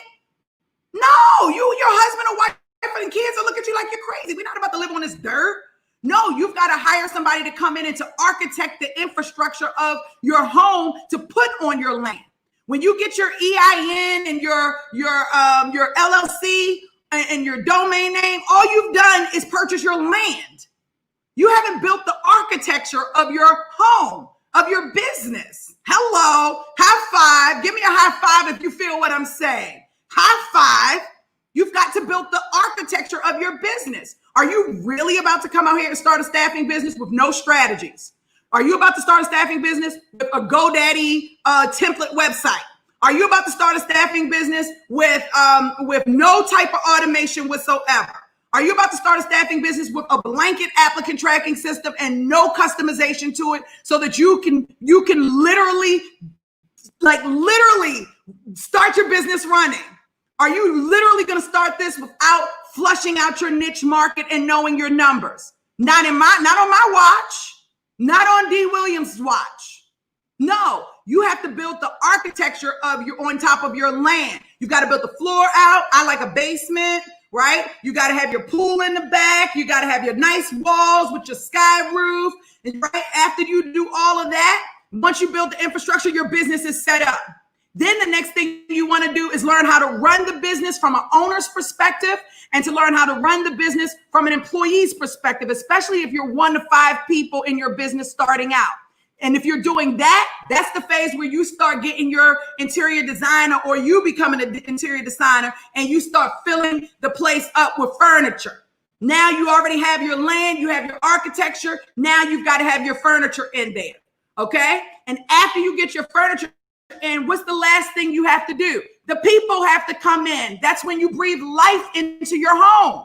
You breathe life into your home when the people get in there, when your family gets in there, when you have a party, right? So when your business, when you start talking to people is when you're starting to breathe life into your business. It's the same thing. High five. I'm so fired up right now. I'm so fired up. People start this business on an LLC and EIN, and they're destroying the industry because they don't know how to run the business and they don't know what they're doing. And I want you guys to stop that. Go hire a coach, even if it's not me. YouTube has a ton of coaches that are not me. If you don't like me, I'm loud. I'm loud. I got a lot of energy. If you screwing up, I'm going to tell you. And if you're doing great, I'm going to tell you. So this is me. What you see is what you get. So if I'm not for you, there are other coaches out there. Find one and help yourself and help the people in the industry. We do not want a crazy reputation in the staffing. I love this industry. I love the work that I do. It's meaningful work. It's meaningful work that allows me to live a lifestyle that I would never been able to live as a teen mom. Y'all know I was a teen mom, preteen mom. First pregnant at 11, first child at 12. Okay, second at 15. I had to go get my GED and then I went to college. There's no way I should be living the lifestyle that I'm living and doing work that I absolutely freaking love, I love, like genuinely get up in the morning, feet hit the floor, and I'm like, oh, today is the day. Okay, it takes it should not be here. So this is meaningful work that anyone can do with the right tenacity, the right passion, and just with good heart, good thoughts, good spirit, good energy out there.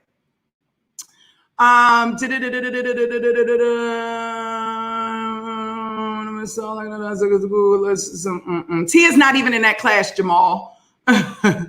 It's crazy. I'm a UK recruiter looking to specialize in only US market for cybersecurity professionals. Oh, I've got a whole bunch of calls coming through. I'm so sorry. I feel like I'm missing calls. I don't know if I'm missing y'all. Call back in. If I'm missing you, I apologize.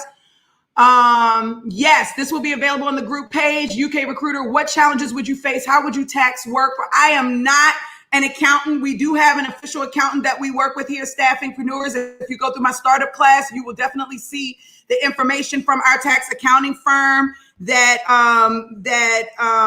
all types of calls. I don't know if I'm missing people. The tax accounting firm that will give you information. I do not get into the whole tax situation. That is for the people. Is this a staffingpreneur? Yes. Did you call for the live call? Yes, ma'am. Okay. What's your name? What's your niche? And where are you calling from? Maribel Leon. What did you say again? What's your name? What's your niche? And where are you calling from? Oh, my niche is electrical skills, and I'm calling from Greenville, South Carolina. Greenville in the house. Now, when you say electrical skills, what does that mean? Is it electrical engineers? Is it? Tell me more. Helpers, electricians. electricians, green helpers, all of that. It's not engineers, it's not persons who has any just with abilities in electricity. So they don't have abilities in electricity, or they do? They do. Okay, perfect. Okay, what's your question? Well, I would like to know, what do you recommend for me I want to take one of your courses, but I need to learn to negotiate my contracts and engage with new clients. Okay.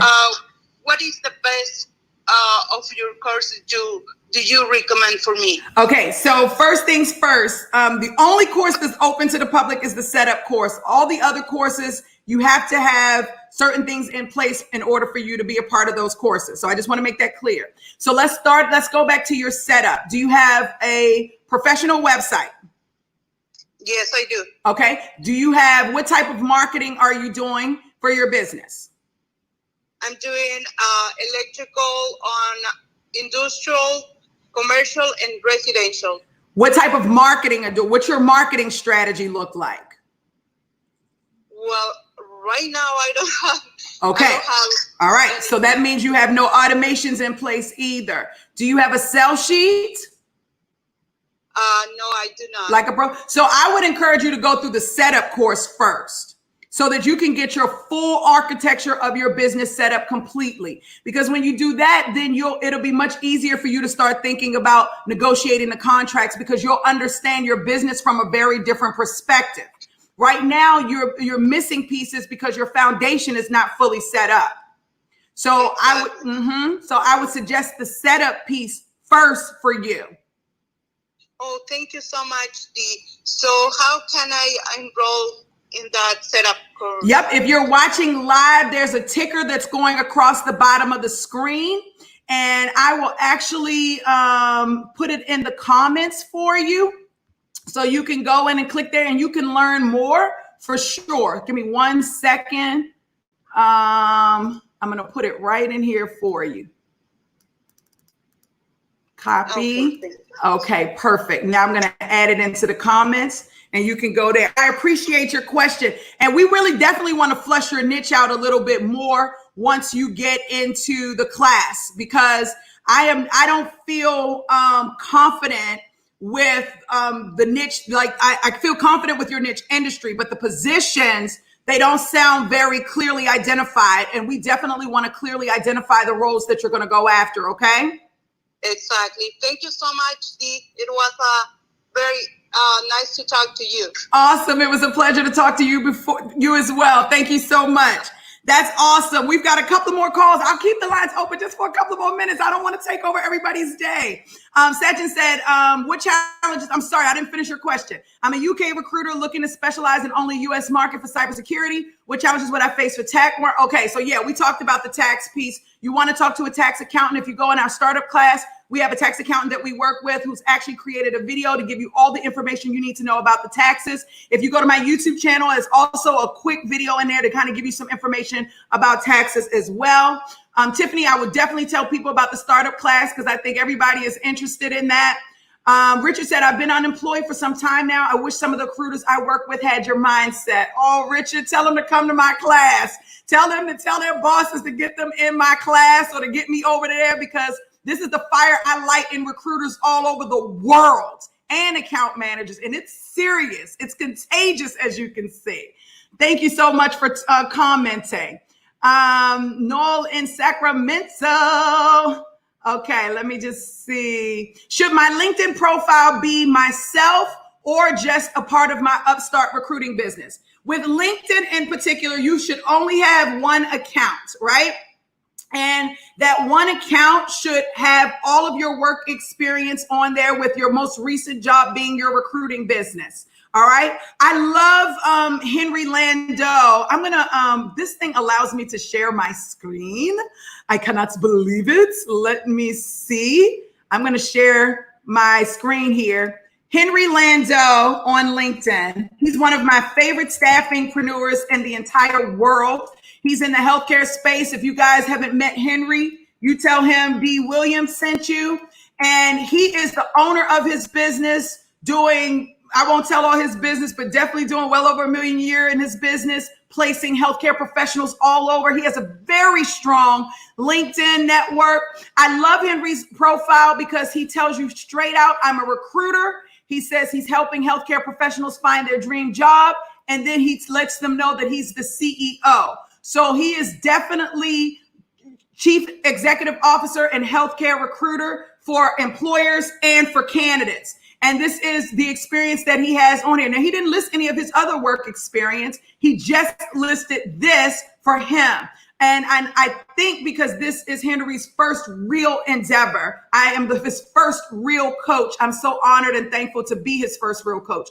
But if you go to most people's LinkedIn websites that are owning their own staffing business, they're taking the role of recruiter and CEO, and you want to make sure that you have that on your business, on your LinkedIn profile. So I hope that was helpful. Thank you so much for that question. Let's see, what else do I have? Okay. The question I have here is, what are the challenges the staffing industry are currently facing due to COVID-19? When do you see the light at the end of the tunnel shining through? There's a light at the end of the tunnel shining through now for many industries. We talked about this earlier in the video if you're just chiming in. And the challenges for the COVID industry is definitely a lot of people, especially in your contract roles. If companies were not set up for remote work, then they were laying people off. Companies are also pretty fearful about hiring and different things like that in some ways. And so that has definitely slowed business down. But what I tell you is economists are predicting third quarter that staffing is going to shoot through the roof. That's why I'm doing my classes now. I have a graduation class on the 16th, and I have a new class starting on the 6th. Again, USA Today has predicted that around 20 million jobs have been lost due to the pandemic, and between 15 and 16 million of those jobs are going to come back through the staffing industry, through the staffing space. So there is a large light at the end of the tunnel. For some of my staffingpreneurs, that light is shining more now during the pandemic than it was before the pandemic ever hit. So we don't live in fear in our community. We only look at the best of everything that's happening in our community and what's about to happen. And I want you guys to be in that way too. What you believe is what comes true. It's what your truth is, right? So I know that the industry is going to bounce back, and it's going to bounce back 10 times harder. And that's why you see people pushing. And one of the things that you should be doing, and I'm going to call some of these people back because y'all are calling me like crazy. One of the things that you should be doing is focusing on building the relationships that you need to build with key strategic influencers within your niche market, with employers within your niche market, and with amazing candidates within your niche market. That's what you should be doing right now. Talking to them, finding out what the challenges are. You should be doing market research. You should be having so many freaking conversations. When I log into the back end and look at the report section of your applicant tracking system, my staffingpreneurs that are using Crelay, I should see your call volume spike up. Your email volume should be spiking up. Your LinkedIn connection should be spiking up, and your text messaging should be spiking up. Your conversation should be on fire right now, because this is how you get through a pandemic. You connect, you build relationships, and you connect, and you make them real. Don't make them fake. You're not selling anything. Even though this is a sales business, you're never selling. You're always providing a solution. Never forget that. You're always providing a solution. Never forget that. Imperative. All right. Sachin said, you are really inspiring. Love your YouTube videos. Thank you. I love you too much. I promise you. All right. Let's just see. What else am I missing? Okay. So we've got another call here that came in. Hold on one second. Let's get this next call in. We have 1040. Okay. Seattle, Washington. We've got a call that just came in from Seattle, Washington. Let's see. Welcome to Amazon. Amazon called me. All right, great. I hope that's a good, I hope that's a contract and a job order from Amazon. Y'all let me know. Hey, is this a staffingpreneur? Yes. Hi, how are you? I'm phenomenal. This is Dee Williams. You're live. Hi. Oh my God, your energy is so high. How are you doing? Tell everybody what your name is, where you're calling from, and what's your niche. Okay, I'm Siri Solange. Oh, I'm on live. You're on live, honey bunny. Oh, I'm sorry. Okay. Sorry, I can't help. Okay, I'm Siri Solange. I live in Dallas, Texas. I am a CRA, and my niche is in CRA, pharmaceuticals. Okay. And what's your question? Well, my question was, I've been listening to some YouTube stuff that you have out there. Okay. I was just wondering what package would be best for me, and That's a big question. Because I am looking more for a recruiting company. I'm not very sure if I want to be managing staff and all of that. I'm having a staffing company right now because I still have a full-time job. Okay. So I had always thought that I wanted a recruiting company. Okay. And I might transition into staffing. So my question is, which package would be best for me? Startup. And I couldn't really figure out when I looked on your website which one would be great. Startup. You want to do the startup. If you're just getting started, you want to get in this. You want to set up your business first. Before you can get into the nitty gritty, you want to set up the foundation of your business. So the only other course that I have is when somebody is fully set up, like the gentleman that that was commenting. What's his name? Let me find him. He was a nice guy. Not Sachin. I love Sachin, but not Ken. I love Ken. It was another gentleman that was commenting. Like his business is set up. He's been Lewis. He's been doing direct hire for a long time. He would be in my Run It course. Actually, he would probably be in my Scale Up course because he's billing, right? He's got contracts and he's got clients. If you're just getting started, then we want to get your business set up properly. After we get you set up, then we'll show you how to run the business as an owner and how to run the business as an employee, and then getting you to making money, right? In that course, we get people making money. And then after you start making placements and making money, then you can roll over into our Scale Up program. Okay. So on the comments box, I put in a message with the link, a bit.ly link to the startup course page. You can go there and you can learn exactly how the course works. It's on a Saturday, so we'll be spending 4 to 8 hours together that day going through the full setup. Okay. That's good. Any other questions? How much is it?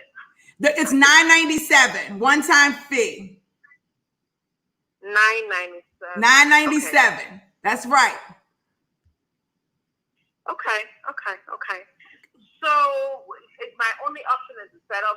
So does that include the website and all of that?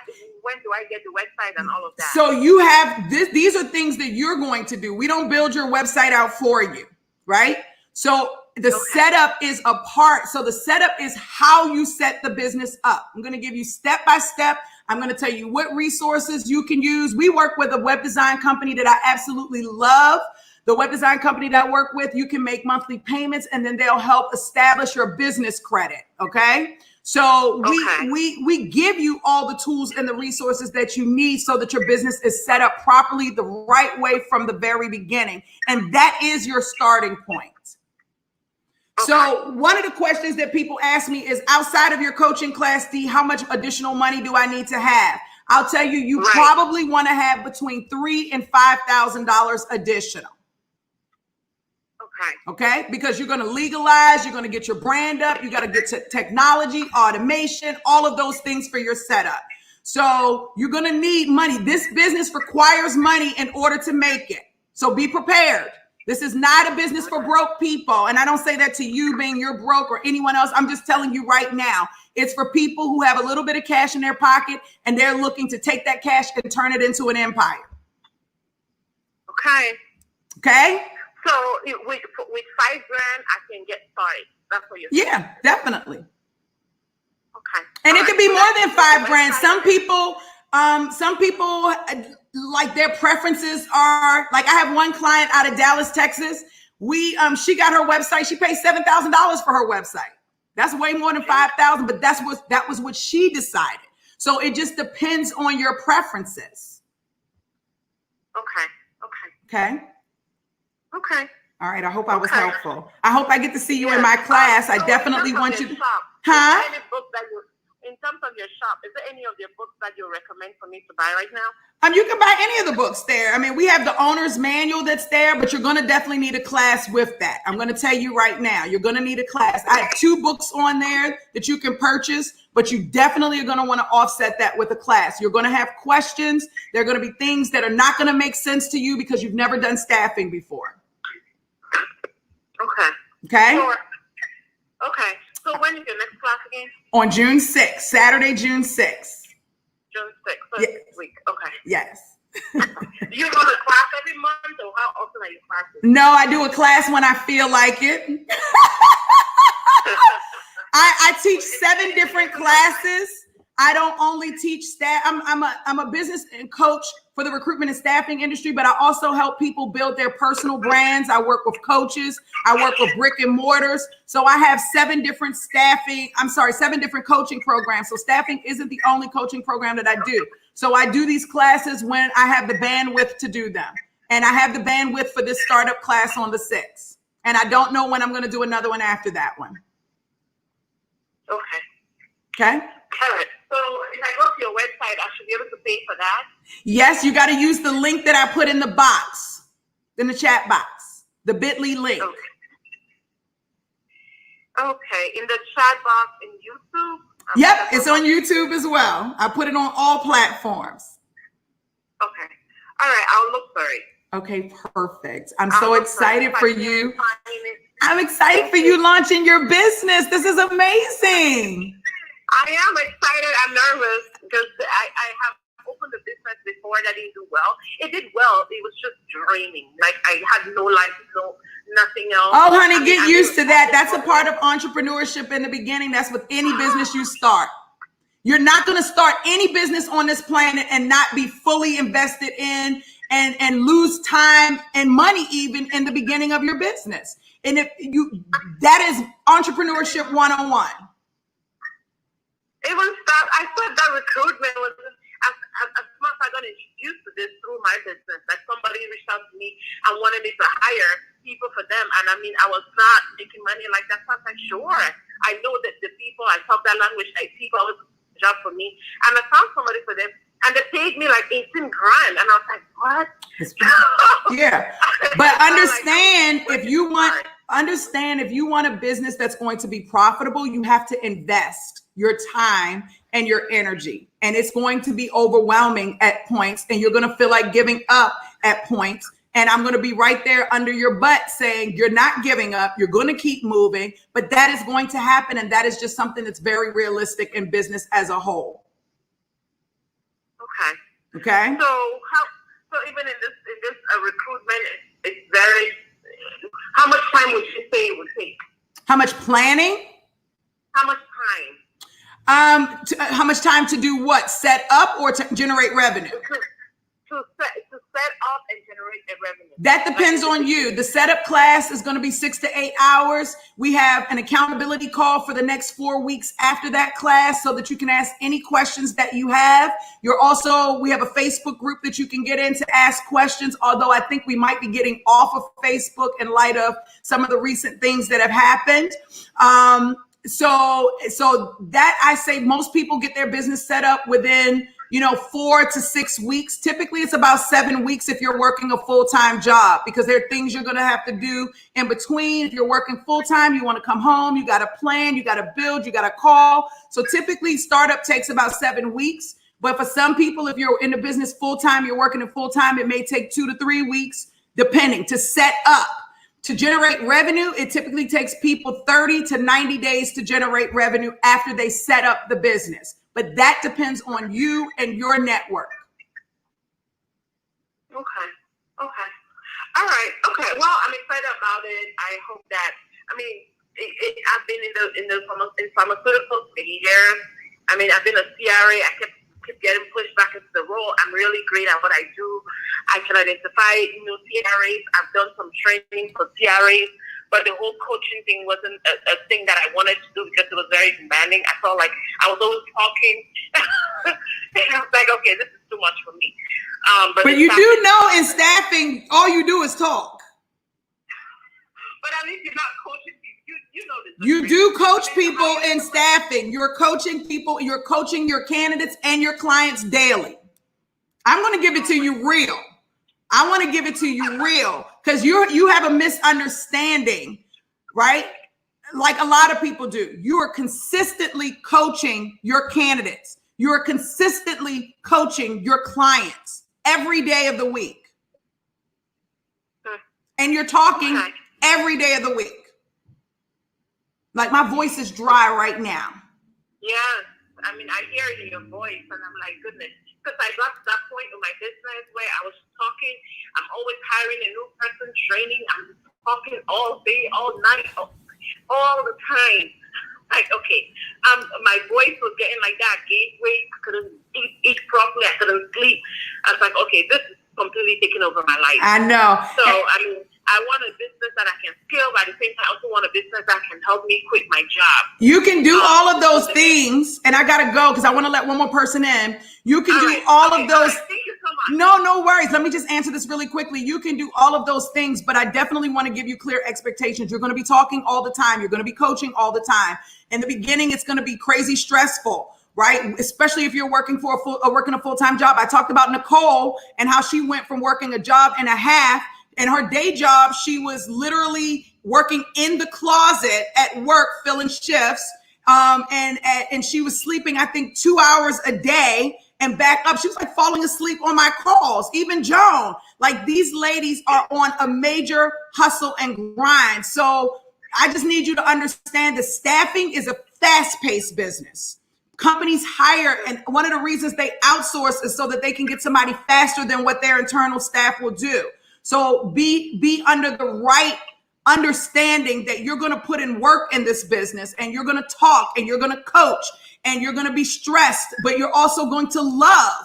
You're also going to love on your candidates and your clients. You're going to love the feeling that you feel when you offer someone a job opportunity. You're going to love the checks that come into your bank account. You're going to love the freedom that you'll get after you have a staff and generated revenue and all of those things. But just like anything else, there is balance. There is no business that you're ever going to be able to start that's not going to have a good and a bad to it.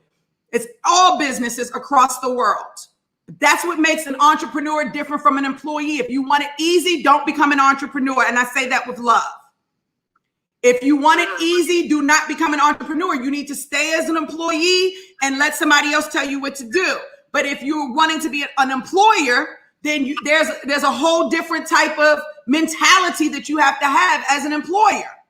Think about all the stress that Facebook is going through. Zuckerberg. I'm not, but think about your CEOs and the things that they have to go through on a consistent basis. That's now going to be your world. Maybe not at that level, but you have to start thinking strategically like a boss.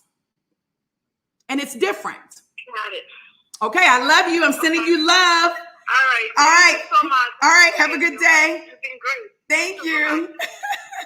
Okay, so I can't take any more calls right now because we're about to end. I've been on this call for 2 hours and I'm about to teach my scale up group here in the next couple of hours.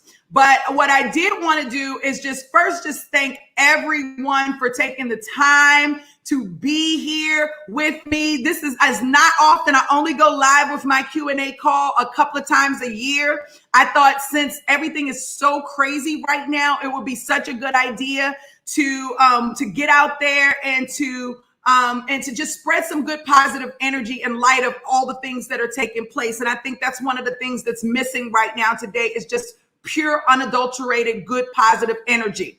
Really quickly, Tiffany asked me, I think it was, she said, Dee, can you tell people about the program? I have 3 programs really quickly. I have a setup program, a run it program, and a scale up. The setup program is all about setting up the foundation of your business, of your niche recruitment and staffing business. Our next class is on the 6th of June.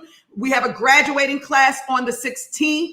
If you're in that class and you're watching this video and you don't have all your homework assignments in, the 9th is the last day that you have to put your homework assignments in. So please get them in now, okay?